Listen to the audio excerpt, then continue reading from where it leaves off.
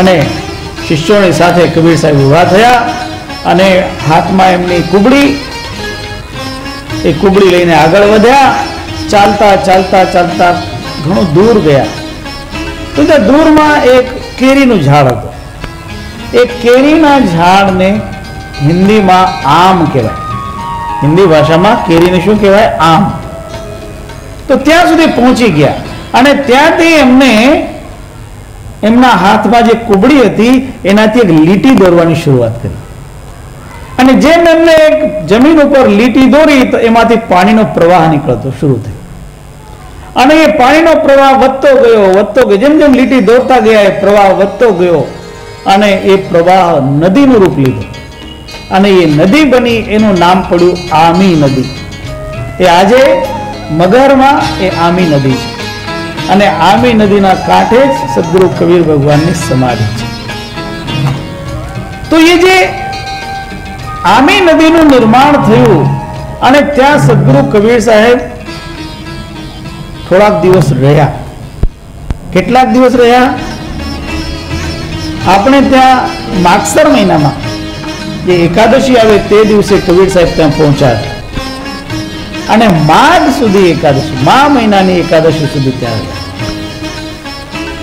અને ત્યાં પછી જે લોકો હતા એમને ઉપદેશ કરતા હતા અને છેલ્લે પછી સદગુરુએ કહ્યું કે હવે મારું કાર્ય પૂરું થયું એટલે હું જવાનો છું.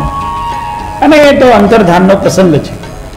તો આપણે એક વાત અહીં જોવાની કે સદગુરુ એવી જગ્યા ગયા જે જગ્યાને લોકોએ તિરસ્કૃત ગણેલું અને તિરસ્કૃત જગ્યાને એમને પુરસ્કૃત કરી દીધું.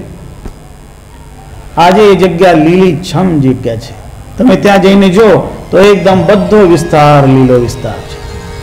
તો જે સુકાયેલો વિસ્તાર હતો, જ્યાં ધૂળ ઉડતી હતી, આજે લીલોછમ વિસ્તાર થઈ ગયો. જે મહાપુરુષ સુકાયેલા વિસ્તારને લીલોછમ બનાવી શકતા હોય એ મહાપુરુષના હૃદયમાં બધાનું હિત સમાયેલું હોય છે. એટલે કબીર સાહેબ કહે કે મારી દૃષ્ટિએ કાશી અને મગહરમાં કઈ ફરક નથી. કે કાશીમાં ગંગા હોય તો મગહરમાં આમી નદી છે અને ગંગામાં સ્નાન કરીને મુક્તિ મેળવતા હોય તો આમી નદીમાં સ્નાન કરીને મુક્તિ મળે. એટલે આપણા ઘણા સદગુરુના ભક્તો ત્યાં જાય ને આમી નદીમાં સ્નાન કરે.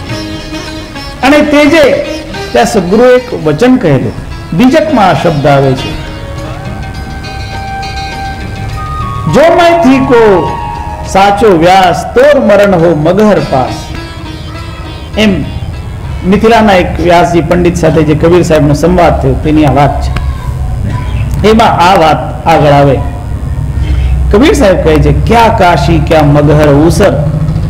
મગહર ઉસર, ઉસર એટલે એવી ભૂમિ જેમાં કઈ ઉગે નહીં, એની ઉસર કહેવાય. ક્યાં કાશી ક્યાં મગહર ઉસર, જો રામ બસે હિય મોરા, જો તન કાશી તજે કબીરા, તો રામ હી કોણ નિહોરા. કબીર સાહેબ કહે કે મારા માટે કાશી અને મગહરમાં કઈ ફરક નથી. એમ પણ છે જેણે હૃદયમાં પ્રભુનો પરિચય પ્રાપ્ત કર્યો પછી એના માટે કાશી હોય એ ઉત્તર પ્રદેશની મોટી કાશી કે જામનગરની છોટી કાશી કઈ ફરક પડતો નથી. એટલે આપણે ગમે ત્યાં આપણે હોઈએ, આપણે જ્યારે એ સાર જ્ઞાન આપણા હૃદયમાં પ્રગટ થાય, એ સાર શબ્દની અનુભૂતિ થાય પછી આપણને કોઈ અંતર રહેતો નથી. એ આપણને સમજાવે છે સદગુરુ. અને આ જે સાધના છે આ પ્રાણની સાધના છે. માનવીની સૌથી વધુ સારી શક્તિ પ્રાણિક શક્તિ હોય છે. એટલે આપણી જે પ્રાણિક શક્તિ છે એ પ્રાણિક શક્તિ જાગૃત રહેવી જોઈએ. એટલે યોગીજનો આની જ ઉપાસના કરતા હોય.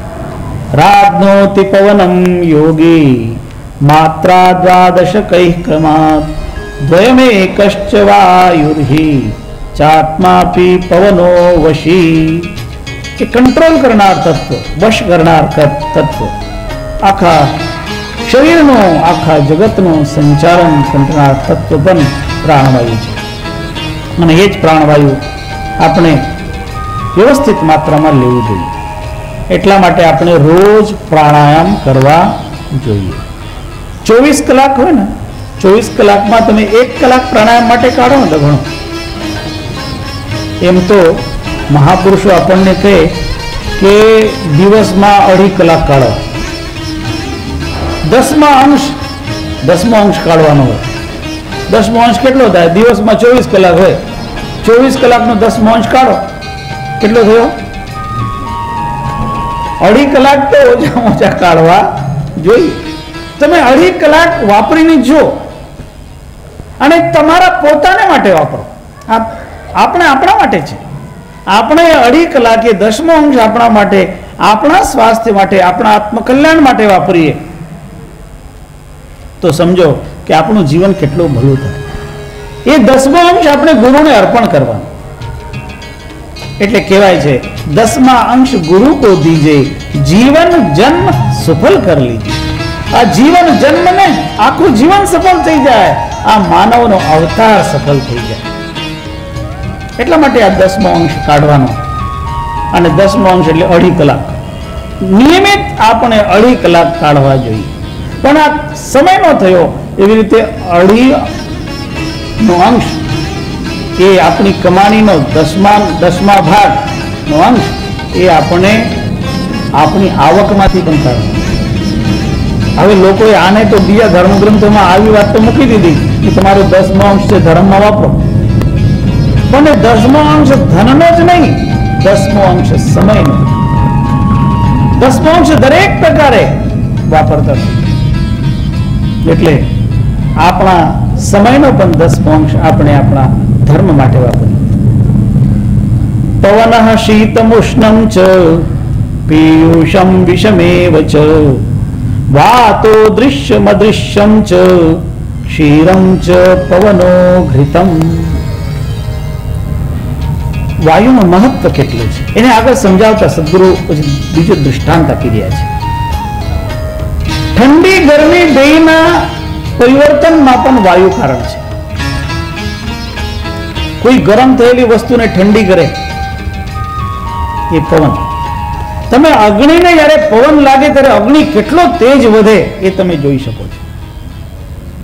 તમે કોળસા એમને એમ બાળો અને લુહારનો ધમણ ચાલે અને ધમણમાંથી એને પવન લાગે પછી એ કોળસાની આગ કેવી થાય, ગરમી કેટલી વધી જાય.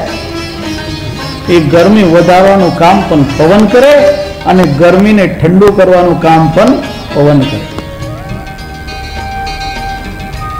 શીત અને ઉષ્ણ બેયનું કાર્ય પવન. એટલું જ નહીં કહે કે પીયુષમ વિષમેવ ચ.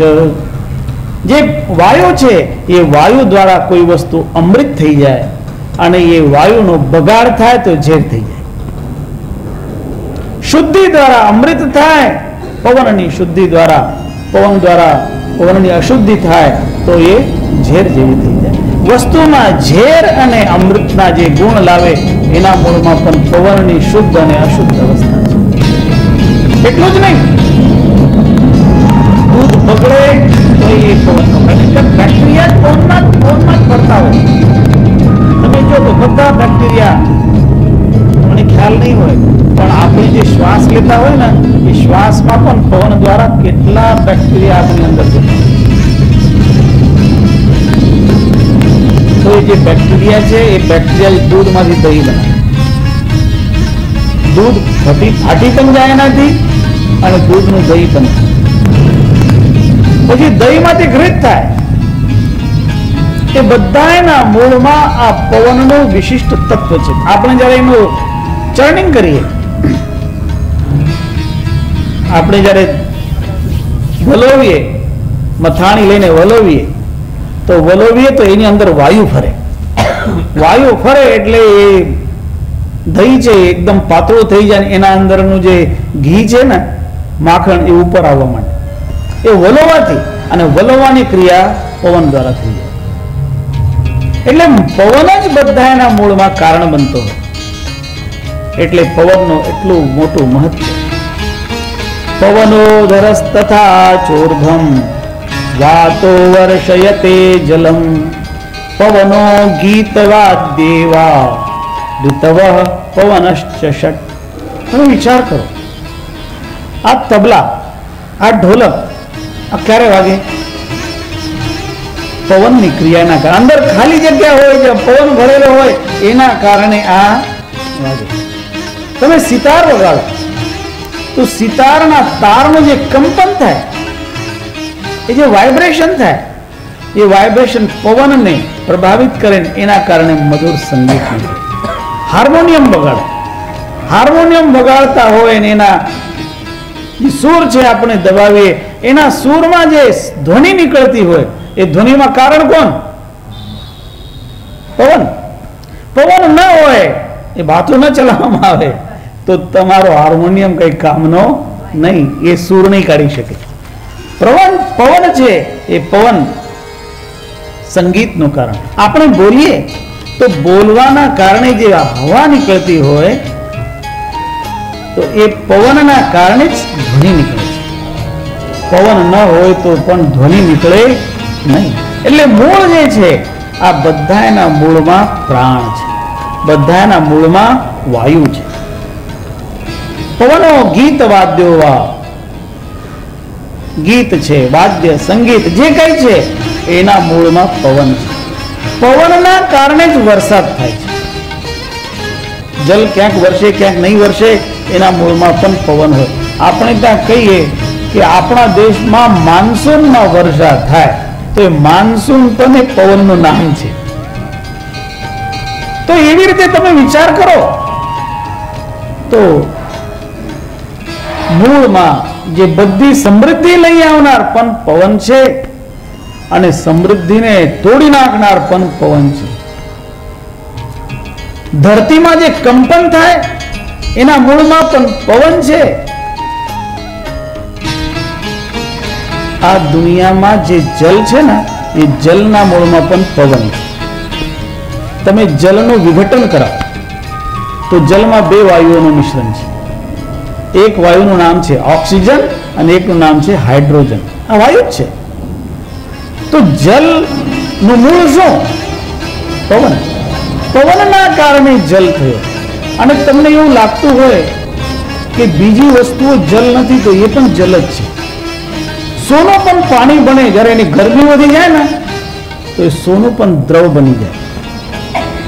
જો ગરમી અને ઠંડી એના કારણે કોઈ વસ્તુ દ્રવરૂપ બને ને કોઈ વસ્તુ સ્થૂલ રૂપ બની જાય. દ્રવ અને ઠંડુ બનવાનું, જે જ પાણી ઠંડુ થઈ જાય તો બરફ થઈ જાય, કઠણ થઈ જાય. સોનું જે એકદમ કઠણ છે એ દ્રવ બની શકે છે, એ જલ બની શકે છે. અને આપણે એવી રીતે જોતા હોઈએ તો જગતમાં આ બધાના મૂળમાં વાયુ છે. આ વાયુના દ્વારા જ સાચી રીતે સૃષ્ટિ થઈ છે. આપણા ધર્મગ્રંથો એને કેવી રીતે સમજાવે? આપણા ધર્મગ્રંથ કહે આત્મન આકાશ સંભૂત, આત્મામાંથી આકાશનો પ્રાકટ્ય થયું. આકાશાદ વાયુ, આકાશમાં વાયુ પ્રગટ થયું. પછી વાયુ અગ્નિ, વાયુમાંથી અગ્નિ પ્રગટ થયું. અગ્નિ રાપહ, પછી ત્યાંથી જલ પેદા થયું. અદ્ય પૃથ્વી, અને જલમાંથી પછી પૃથ્વી પેદા થઈ. અને પૃથિવ્યામ ઔષધય, પૃથ્વી ઉપર વનસ્પતિઓ પેદા થઈ. અને વનસ્પતિમાં તતો અન્નમ, એ વનસ્પતિથી અન્ન પેદા થયું. અને અન્ન આ જીવાત્મા ગ્રહણ કરે, એનાથી ફરી જીવાત્મા દ્વારા ફરી સૃષ્ટિનું નિર્માણ થાય. તો એનો મૂળ ક્યાં? તો કે પવન.